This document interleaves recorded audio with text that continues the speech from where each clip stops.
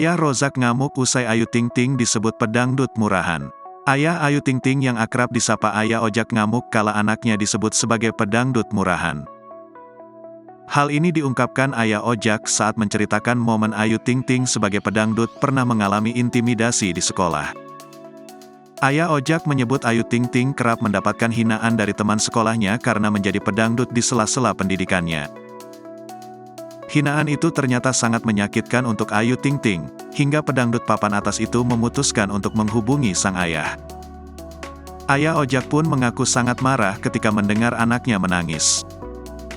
Suami Umi Kulsum ini pun langsung bergegas ke sekolah Ayu Ting Ting untuk menemui orang yang menghina putrinya. "Ayah samperin aja tuh," datang ayah ditanya sama satpam enggak nyahut. "Udah panas rasanya, sampai situ, mana dia yang ngatain anak saya," lanjut Ayah Ojak.